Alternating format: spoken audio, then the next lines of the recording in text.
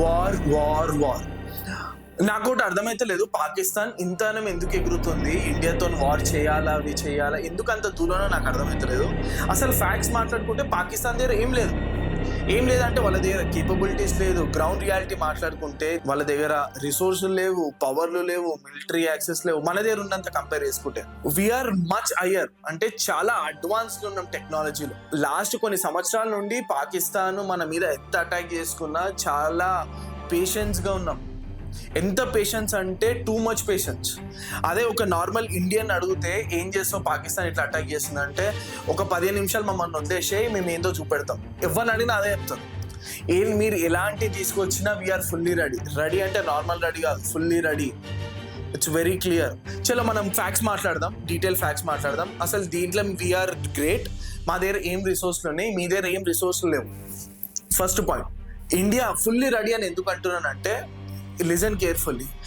మన ఇండియాలో ఇలాంటి మీటింగ్స్ ఎప్పుడు జరగలేదు. అంత పెద్ద పెద్ద మీటింగ్స్ అయినాయి with all hire departments like Narender Modi, home department, security department, army, naval, అన్ని డిపార్ట్మెంట్స్ వచ్చి హ్యూజ్ మీటింగ్ అయింది. ఈ మీటింగ్లో క్లియర్గా మన గవర్నమెంట్ క్లియర్గా మెన్షన్ చేసింది దట్ మన ఆర్మీకి ఫుల్ ఫ్రీడమ్ అంటే నార్మల్ ఫ్రీడమ్ కాదు. మీరు ఎప్పుడన్నా స్టార్ట్ చేయొచ్చు వారు, ఏ టైం అన్నా స్టార్ట్ చేయొచ్చు, ఎలాంటి వార్ అన్నా చేయొచ్చు. అంత ఫుల్ ఫ్రీడమ్ ఇచ్చింది. జస్ట్ ఇమాజిన్ మన దగ్గర ఉన్న కేపబిలిటీ ఒక్కసారి రిలీజ్ చేస్తే ఎలాంటి యుద్ధం అవుతుందో. ఇది 1971 కాదు, ఇది కార్గిల్ వార్ అంతకన్నా కాదు. ఇది ఇండియా అంటే నార్మల్ ఇండియా కాదు. India with full powers, India with freedom, India with full powers ఏం చేస్తుందో మీకే తెలుస్తుంది. మనం సెకండ్ పాయింట్ మాట్లాడదాం. మనం పాకిస్తాన్ టెక్నాలజీ అంటారు కదా, మిలిటరీ అంటారు కదా. సరే వాళ్ళ దగ్గర ఏం మిలిటరీ ఉందో, ఏం పవర్ ఉందో మాట్లాడదాం. టెక్నాలజీగా క్లియర్గా చెప్తున్నా వీఆర్ మచ్ మోర్ హెడ్. అంటే ఎంత అడ్వాన్స్ ఉన్నాము అంటే మోర్ దెన్ మన మనము ఆర్మీ మీద ఖర్చు పెట్టేది అరౌండ్ 98 బిలియన్ ఖర్చు పెడతాం మిలిటరీ మీద, టెక్నాలజీ మీద. పాకిస్తాన్ ఎంత ఖర్చు పెడుతుంది? 10 బిలియన్. జస్ట్ ఇమాజిన్, మనము almost 9x times we are big. Hyderabad నుండి మనము ఒక రాకెట్ వదిలితే ఆల్మోస్ట్ 5000 కిలోమీటర్ రేంజ్ వరకు అలాంటి ఎక్విప్మెంట్స్ కూడా మన దగ్గర ఉన్నాయి. ఓకే, పాకిస్తాన్ దగ్గర ఏముంది? పాకిస్తాన్ దగ్గర ఎకానమీయే లేదు. ఇంకోటి ఏంటంటే ఈవెన్ అలా పాకిస్తాన్లో జర్నలిస్ట్ కూడా చెప్పిండు. పాకిస్తాన్ జర్నలిస్ట్ ఎవరు తెలుసా? అబ్దుల్ సమద్ అని ఒక జర్నలిస్ట్, పాకిస్తాన్ జర్నలిస్ట్. ఆయననే క్లియర్గా చెప్పిండు పాకిస్తాన్ దగ్గర అంత పవర్ లేదు ఇండియాతో కొట్లాడే అంత. పాకిస్తాన్ దగ్గర అంత టెక్నాలజీ కూడా లేదు.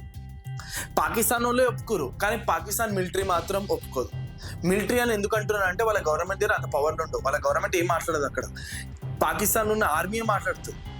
మీరు ఎప్పుడైనా చూడండి న్యూస్, మీరు చూస్తున్నారు న్యూస్, ఎప్పుడు వాళ్ళ ఆర్మీ ఎప్పుడు మాట్లాడుతుంది, ఎప్పుడైనా అబ్జర్వ్ చేసిరా? ఎందుకు అంటే అక్కడ ఆర్మీ అంత పవర్ఫుల్ అంటే వాళ్ళకన్నా, గవర్నమెంట్ కన్నా. I don't understand why this. చలో ఫస్ట్ ఎకానమీ గురించి మాట్లాడదాం. అసలు పాకిస్తాన్ దగ్గర ఏముంది? ఏం లేదని ఎందుకు అంటున్నాను అంటే అదే అసలు పుచ్చపైన దేశం, అంటే మొత్తం దరిద్రపైన దేశం, మొత్తం బికారి దేశం అంటారు దాన్ని ఏమంటారు తెలిసి? దాన్ని ఇంకేమంటారు అంటే ఈఎంఐ దేశం అంటారు. ఈఎంఐ దేశం ఎందుకంటే ఎవ్రీ మంత్ వాళ్ళు ఈఎంఐ కట్టుకునే ఉండాలి. అండ్ వాళ్ళు లిటరల్ ఏం చేస్తారంటే చైనాకి డాంకీలు అమ్ముకొని మరీ బతుకుతారు. అంత దీనమైన పరిస్థితులు ఉన్నారు. వాళ్ళు ఇండియాతో ఫైటింగ్ చేస్తారంట. అలాంటి పొజిషన్లు ఉన్నారు.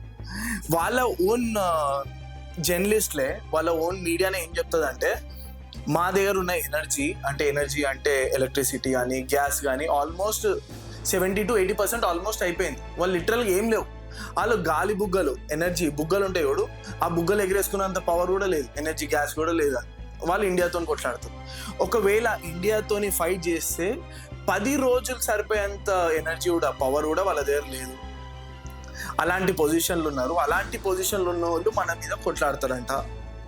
లైక్ జస్ట్ ఇమాజిన్, అంటే ఈగో పోవడం అంటారు చూడు, అలాంటి లెక్కలు ఉన్నాయి. అదే సేమ్ మన ఇండియా కాబట్టి వాళ్ళు అట్లా రియాక్ట్ అవుతారు. ఒక సిచ్యువేషన్ చెప్తా.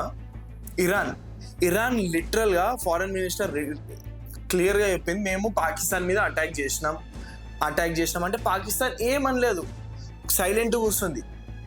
జనరల్గా ఒక కంట్రీ మీద మిసైల్ వచ్చిందంటే మళ్ళా వాళ్ళు యుద్ధం స్టార్ట్ చేస్తారు, కానీ పాకిస్తాన్ ఏం చేయలేదు. ఎందుకు చేయలేదు అంటే వాళ్ళ దగ్గర అంత పవర్ లేదు. మనం దగ్గరకు వచ్చేంత వరకు మా దగ్గర ఇది ఉంది అది ఉంది అని టీవీ ముందు వచ్చి, మీడియా ముందు వచ్చి మరీ క్లియర్ చెప్తుంది, we're well occupied, we have latest technology, we're fully ready. Internal గా చూస్తే వాళ్ళకే తెలుసు ఏం లేదు అని. ఇంకో పాయింట్ మాట్లాడదాం. పాకిస్తాన్ ఆర్మీ గురించి మాట్లాడదాం. పాకిస్తాన్ ఆర్మీ ఇలాంటి ఆర్మీ నేను ఏడా చూడలేదు. పాకిస్తానీ ఆర్మీయే డైరెక్ట్ టెర్రరిస్ట్ దాంట్లో కలిసిపోతుంది. వాళ్ళే మన మీద అటాక్ చేస్తారు. మళ్ళీ ఏం తెలియదు నంగనాచి లెక్కలు చేస్తారు.